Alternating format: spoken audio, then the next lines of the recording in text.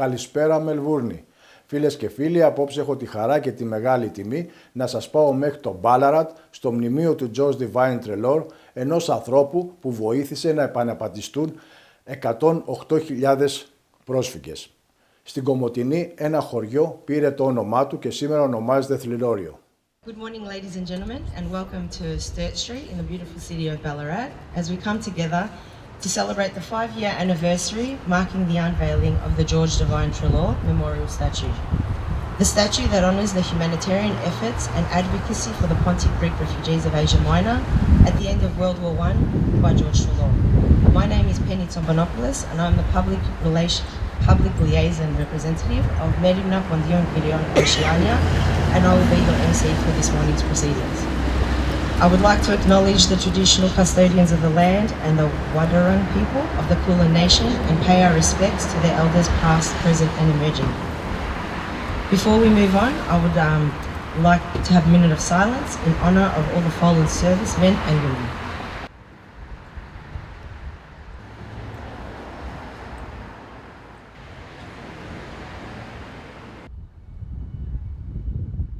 It was really a proud day for me back on the 8th of October 2016, where we formally launched the fundraising campaign for the George Divine Treloar statue in the trench room in the city of Ballarat. And it was great that the city of Ballarat was able to pledge $50,000 from our public arts fund to be able to kick off the fundraising efforts. And so from that day we stand here today to celebrate not just a remarkable statue, but the legacy of a very extraordinary person, Ballarat's own George Divine Treloar. And 5 years after the statue was first unveiled, we gather again to honour Treloar's incredible humanitarian work following World War I. As a former soldier and a representative of the League of Nations High Commissariat for Refugees, he dedicated his life to resettling thousands of Pontian Greek refugees. This statue is a very powerful reminder of his compassion, courage and selflessness. And if we think about our world today and battles of conflict on the other side of the world, where if there was more of that humanitarian compassion and empathy, whether we could turn around and have a better world today. Good morning everyone, and thank you very much Penny, tireless Penny. Penny has been in this so-called story since 9 years ago. We started talking about Treloar. I'm not going to take up too much time. I'm simply going to say hello to everyone and welcome. I'm not going to name you all because Penny's done that already. So there's going to be a few people speaking. Therefore, I'm just going to say have a wonderful day today. Thank you very much to everyone that's made their way up from Melbourne. And you, beautiful young people in your costumes, welcome once again. They've been here every year. And we will see them a little bit later in performing as well, which will be great. And that's all I need to say. My friend Samantha McIntosh, I will say once again, because we unveiled the statue, Des begun, Samantha carried on, etc., etc. And thank you once again to all of you. I'll just pass this on to the next speaker because there are a few and we don't want to hold you up too long. Thank you. George Divine became a shining example of humanitarianism during one of the darkest chapters of our history, the Pontic Greek genocide. As we remember his efforts, it is essential to acknowledge the plight of the Pontic Greek refugees who faced unimaginable suffering and loss during that tumultuous period. Allow me to add a few words in Greek for my compatriots of the text.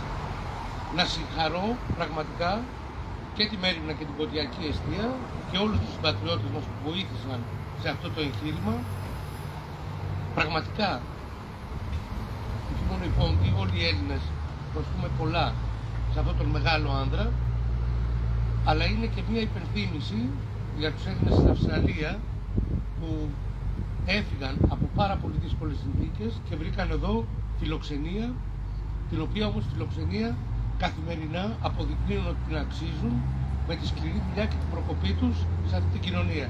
Είμαστε περήφανοι για εσάς και σας ευχαριστώ πολύ. I thank you all. It's a great honour to be part of this committee. I recall that day that Des reflected on back in 2016, and I recall the significant work of Litsa Penny and the team of people, of John Salpantidis, this is his wife's orchid, that he drove up from Melbourne to leave in my garden so that each year at this particular ceremony we pop the orchid in Lamona's cup. To the people that have remembered those children and their stories, to Litsa for sharing those stories with us at the last ceremony. It's just such a beautiful thing that we can all be part of an important piece of Ballarat's history and of your history that's deeper than ours. What we do know is we know that the Treloar Cafe still is remembered down in the Bridge Street area to this day. We know that George's history, his parents here in Ballarat and the students from St Patrick's College are all inspired by the great work that he did internationally, not just here in Ballarat. Yes, so welcome, distinguished guests, welcome everyone. We're here to remember and commemorate the life of Major George Divine Treloar. Major Treloar was born here in Ballarat in 1884 and attended St Patrick's College here. He worked at a number of jobs, bank clerk, jackaroo, actor, and as a major in the British Coldstream Guards during World War I. He is best remembered though for his role as a commissioner for the refugees of the League of Nations, which was the predecessor of the current United Nations. He did this in northern Greece in 1922. George and his group of assistants helped over 100,000 Christian refugees. From another source when I was doing the research at over 108, so quite a number of people, who had arrived in northern Greece fleeing their homes in Asia Minor. George and his group provided accommodation, food, work and medical care to help the refugees establish themselves in northern Greece. For his work, George was awarded the highest Greek honour, the Order of the Redeemer, Gold Cross. Closer? Okay. Many of the descendants of these Greek refugees would immigrate to Australia after World War II.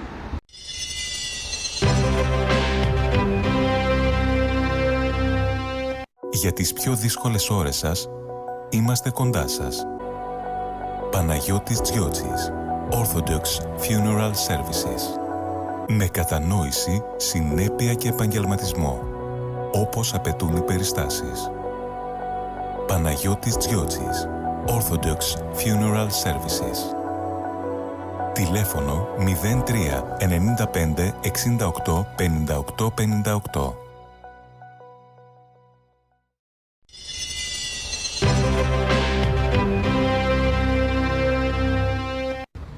I am indeed honoured to be standing here today to remember the work of the great George Divine Treloar. George is an old collegian of our great school and he embodies many of the values that we aim to instil in our boys. Honour, respect, a sense of empathy and hopefulness, and also a deep value of human life. George's life and his efforts have had very little publicity until recently. His story is largely unknown outside of the Pontian Greek community, and I, like you, think that his story is one of significance and one that should be told and revered. According to Adriana Simus of the Greek Herald, humanitarian, hero and saviour are three words which perfectly describe Major George Divine Treloar. A local Ballarat boy, George was born on the 23rd of April 1884, son of Thomas Reed Treloar, chemist, and his wife Jane, both born here in Victoria. And of course he was educated at St Patrick's College, which I hope stood him in good stead later life. He worked as a bank clerk and a jackaroo before he went and took up farming in Western Australia. While travelling by ship to Adelaide, he was recruited by actor manager Julius Knight, and he toured Australia with his troupe playing romantic dramas. Oscar Ashe then took Treloar to South Africa and England, where he was acting when war broke out in 1914. It was the year 2011 when a very excited John Sotήρης came to see us with a story that he had heard about an Australian Army major from Ballarat in 1922 that went out of his way to rescue Greek refugees from Pontus, from the Minor Asia region, and help resettle them in Greece. We asked Jim Clavin to conduct some research into this man, and Jim indeed confirmed that this was correct. We instantly knew that we needed to do something big, something great, to honour this great man. Thus the George Divine Treloar Committee was founded. Μέριμνα Ποντίων Κυριών, headed by Litsa Athanasiadis, quickly took charge. Together with the backing of Pontepiestia and the George Divine Treloar Committee, we set out to formally recognise, honour and educate the greater public, the achievements of this great man. And what better way to do this than having a permanent memorial in his hometown of Ballarat. After a 4-year quest, with many ups and downs, funding, planning, and many more formalities which we finally overcome, with much pride, in honour of our ancestors, this great monument in his honour in his hometown of Ballarat became a reality. This year is a 5-year milestone. We value all the support and thank all the sponsors and everyone involved in all aspects of this tremendous project. The assistance of George Divine Treloar and indeed the compassionate people of Ballarat played an enormous role in settling the homeless and displaced that arrived as refugees in Greece after the population exchange in 1923, with a supply of grain, preserved foodstuffs and clothing. It means a lot to us. I myself am also a descendant of the Greeks of Pontus. Our people, our culture, and its surviving generations are eternally grateful. Kalimera. Today, I would like to relate the story of how we travelled to Gloria and made contact with the descendants of the refugees helped by Colonel Treloar. In 1995, when I was in Istanbul, I went into the Cisterna Basilica, a place that Grandpa had told me about many, many times, and the music playing was Nessun Dorma, None Shall Sleep, one of his very, very favourite songs.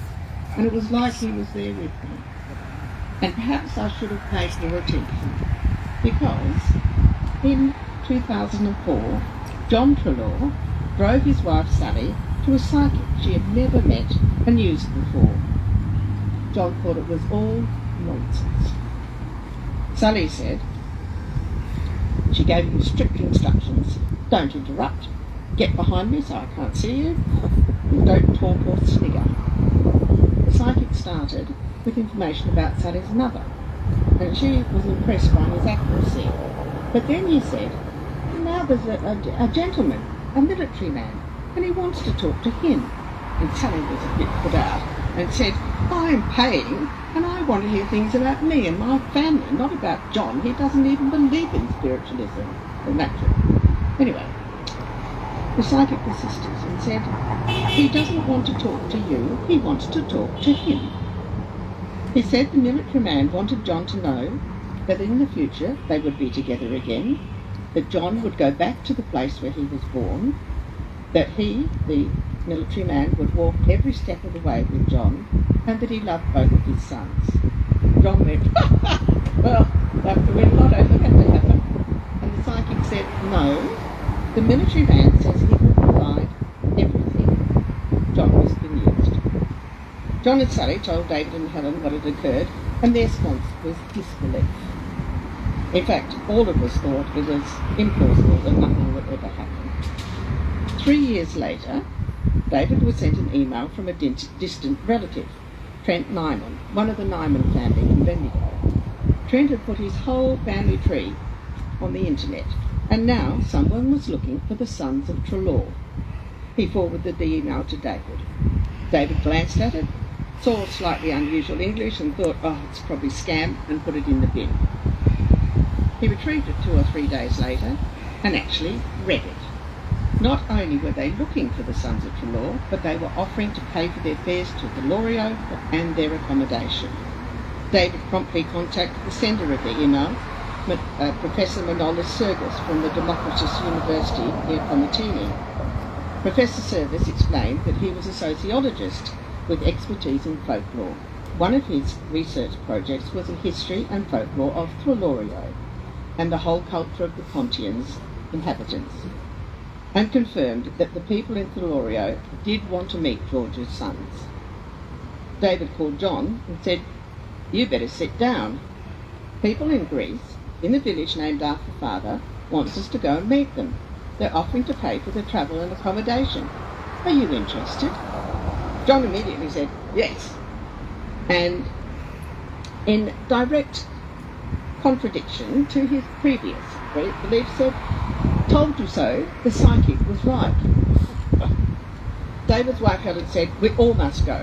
John was 80 and had a really, really dodgy knee and other medical problems, and he was ready to go in a flash. Later he described the trip to Trelorio and his trip back to his childhood home, Constantinople, as the best time in his life. He lived until he was 95. I thought they'd missed out my mum, George's daughter Elizabeth, that they should be asking for the children of Treloar, and insisted on going to represent her. I now know that they knew she was dead, as it said so in the Nyman family tree, but I'm pleased that I went, and like John, I had a wonderful time. The psychic's military man had fulfilled his promises. John was born in Thessaloniki, and we passed through that city on the way to Florio. And there was a way for John to travel that didn't include winning lotto.